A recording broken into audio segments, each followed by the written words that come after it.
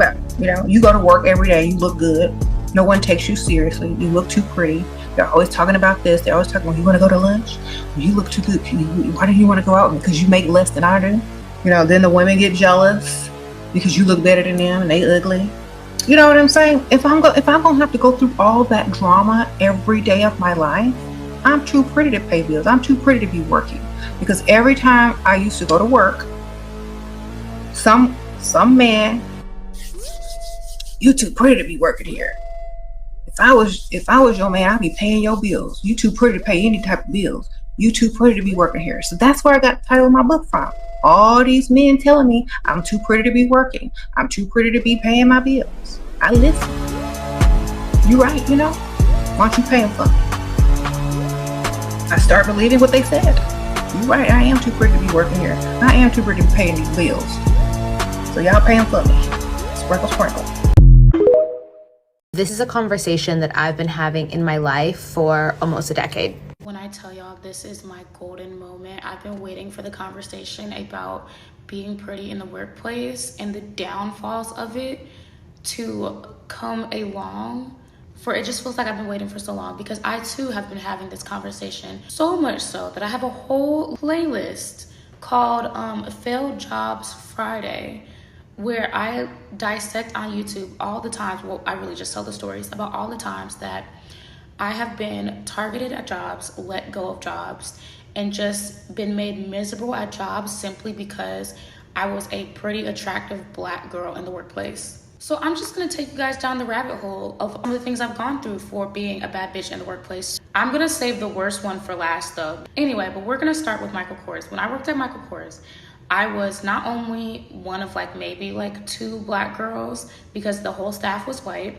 And not only that, I was the only one who had a tattoo. And at the time I was nowhere near as tatted as I am now. So it's not even I had anything crazy. I just had something on my shoulder. You could just tell I just didn't fit the preppy Black girl thing that I guess they were used to, which is crazy because I still dotted my I's and crossed my T's, because I already knew that I was kind of the outlier at the job.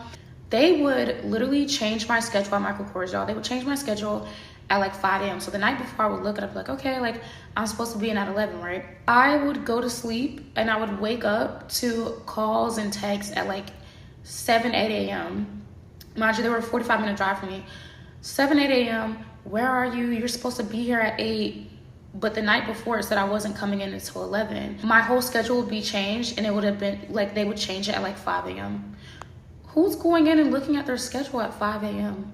And they would do this all the time. And then they would gaslight me and be maybe just make it better at looking at your schedule. I just feel are you sure you're seeing it correctly? Do you know how to use the app?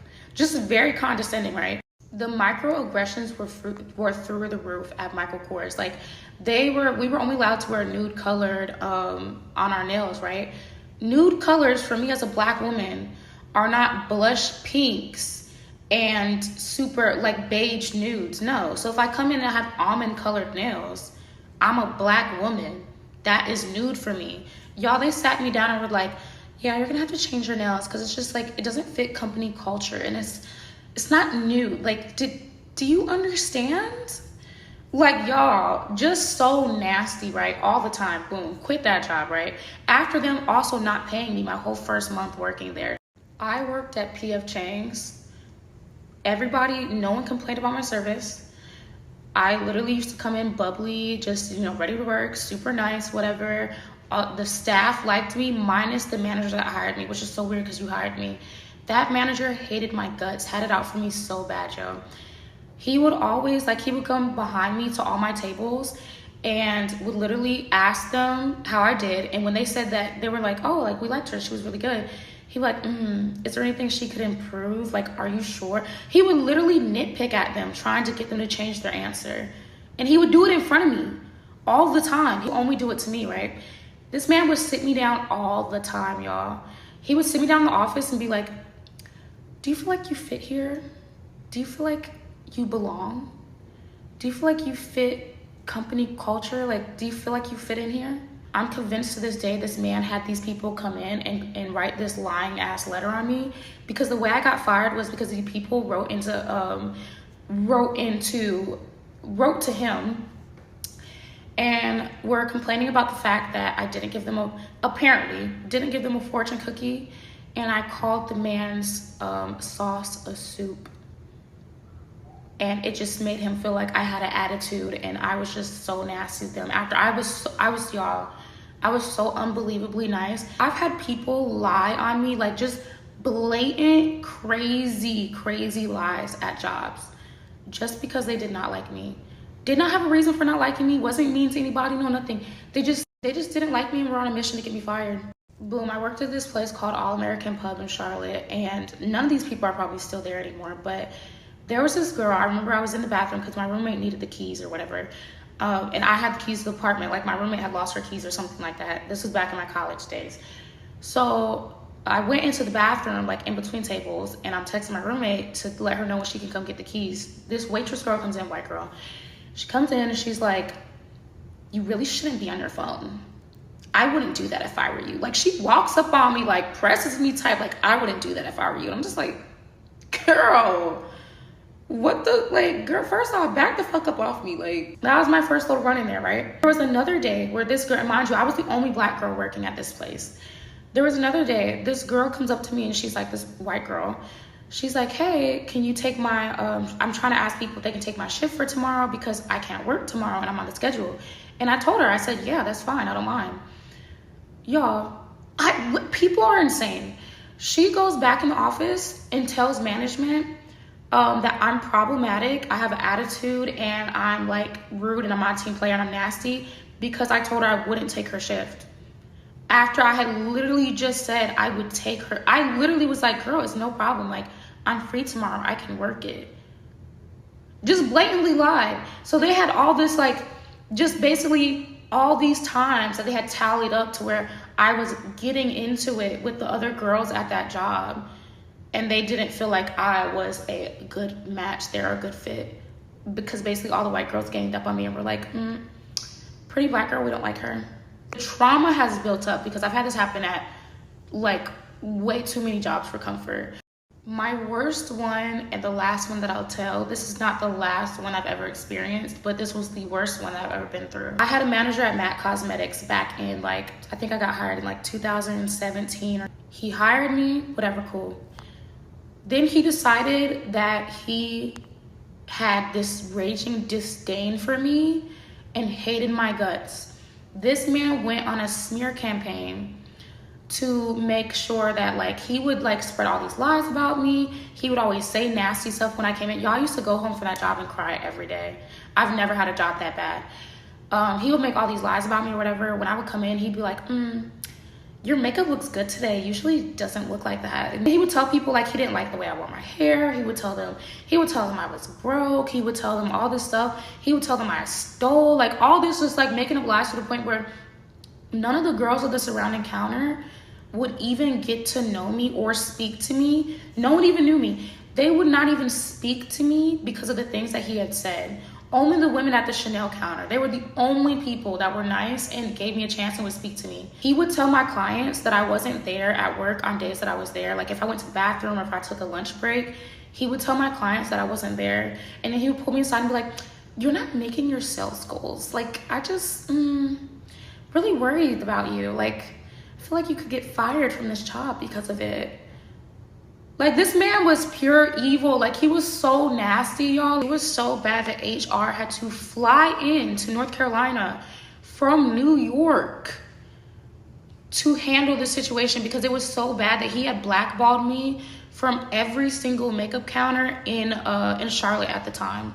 I did nothing to this man. Nothing. For no particular reason. He just decided, pretty black girl, jealous, did not like me. I've been through so much trauma at jobs just for existing as a black woman who's confident. Like, when it comes to like anything that looks like too like clean cut or like professional, I won't apply for it. And that's horrible to say. I will not, because I've been through so much. I have been through so much for just existing as a black person in the workspace that I won't do it. Even though I'm educated, very well spoken, I refuse to put myself through it. because I've been singled out so many times. People don't even realize, or they do realize, they just don't care. They're playing with your whole livelihood just because they don't like your confidence, just because they don't like your style, just because they don't like the way that you look, just because they don't feel like you deserve to be there, because they feel like because of the way you look, they associate it with like, oh, you must be an airhead. Like, how dare you be smart? Like, you don't deserve the same spot as me. Like, and then they decide to fuck up your whole life and turn up your whole life upside down, your source of income, because they lack the confidence that you have. People hate me for being a bad bitch. It's a real thing. Okay, baby be going through it. It's real. There's real trauma here from being a bad bitch. It's a real struggle, okay? Like, I know I'm making a joke, but I'm so deadass. Wouldn't wish that on anybody. Yeah, and I'm sorry, you guys. It really sucks. I talked about what it's like when you're quiet in the workplace and the sabotage and the scrutiny that you would go through being quiet, because people will judge you when you're silent because they can't read you. Not only will they judge you, they will automatically assume with their preconceived notions that either you're stuck up, you're snobbish, you're closed off, you have a bad attitude, you think you're better than others and you look down on people. But really, you just keep to yourself and you just mind your business. And honestly, it's even worse when not only are you quiet and you keep to yourself and you mind your business, but when you're also attractive and you dress well. Oh, and mind you, when you're also very talented or creative, knowledgeable, educated, to make matters worse, it's worse. It's much, much, much worse, especially in the workplace. And you have to be mindful of those managers or leadership, even co-workers who either don't like you, threatened by you, or jealous of you, because they will be the first to sabotage you and scrutinize you. You will deal with workplace bullies, and there are two kinds of workplace bullies. You have your blatant workplace bully. They are very bold and they make it known that they have it out for you or they don't like you. And then you have the covert workplace bullies. Those are the workplace bullies who, as well, either don't like you, they may be threatened by you or envious of you, and have it out for you. But you see, they are the slick, sneaky ones. They throw the rocks and they hide their hands. They're also the snakes in the grass. You really have to watch out for the covert workplace bullies, because unlike the blatant workplace bullies, you know they don't like you. They're pretty bold and clear about it, right? The covert workplace bullies think they're slick and think they're clever because they will showcase it in their behavior with their micro and their passive aggressions. You just have to be mindful and you have to pay attention, because the covert workplace bullies will set traps. They will try to trip you up and sabotage you in the most slick way. For instance, with a covert workplace bully, they'll do things like, let's say it's an important work meeting, right?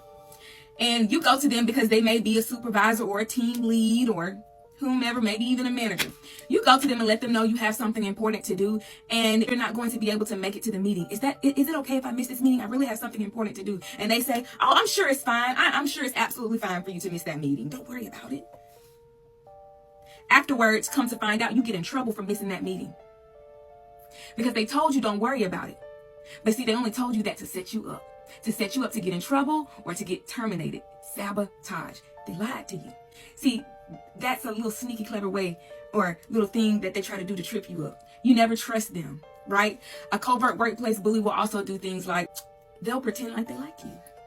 They'll stop by your desk and they'll have these little casual conversations with you to try to build this relationship with you, only to make you comfortable with opening up to them and venting to them. They'll ask you, how was your day? How was your weekend? Any plans coming up? But be mindful of what you vent to them about and what you say to them, especially when it comes to the workplace, management, co-workers, because they'll pretend like they're your friend, but they're really there to get the tea. And when you tell them your business, which you never do that. Never tell them your business and never complain about management. Never. Because what they'll do is they'll run back and tell the manager. They'll run back and tell your business.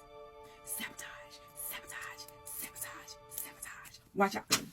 If you are a pretty girl in the workspace, I need you to realize that your experience is not going to be the same as everyone else's. In the workspace, I feel like pretty girls go through a very niche set of experiences. People will either be hot or cold. They'll either want to be around you and love you, or they will literally hate you for zero reason at all. You've never talked to this person and they hate you.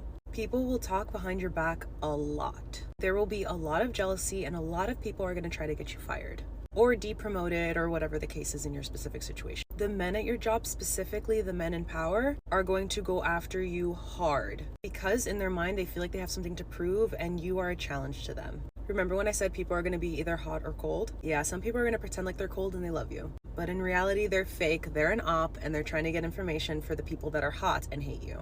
Also, anytime something good happens to you, the hate and envy will be fueled even more. And don't you dare be smart, girl, because they're coming after you. And to your surprise, there will be older women who dislike you also. This one personally is the most craziest thing to me because everything else is predictable, but older women, what? I thought y'all were on our side. If you are a pretty girl in the workplace, I want you to keep your head up high. You are not less than because of what your physical face and body look like. You are not. And don't forget to stay pretty, no matter what. Don't dim your shine for anyone. I love you guys. I just saw this creator's video and I wanted to stitch it, but I couldn't. So I'm just gonna tell you guys. She was talking about how at work settings, there will always be a woman or a group of women that do not like you. And the way that you can pick up on this is through their actions, how they treat you. They might come into the work environment, say hi to everyone else, and not say hi to you. They might do just little things, but they're showing you that they do not like you. So I have a story about this. A job that I used to work at previously, it was really cliquey. Very cliquey. The women were a lot older. And let me tell you, when you work sometimes with older women and you come into the space and you might be a little younger, maybe you're pretty, maybe you care about how you look, you will automatically be a target. That's a whole nother video. However, in my case, I was younger than most of the people on my team and I would dress up to work. Now, this was like an office job. We were working with some pretty like high executives, and I thought that we were supposed to come dressed up looking nice every day, but I realized very quickly that no one on my team ever did that. But instead of me conforming to the ways that the other women would dress and things, I was like, you know what? I'm still gonna be cute. I still wanna look nice. I still wanna dress up. I'm not gonna do like what these other girls do. Instant target. So there was this one girl, she was a worker bee. She was always at work, never wanted to work from home, never took a day off.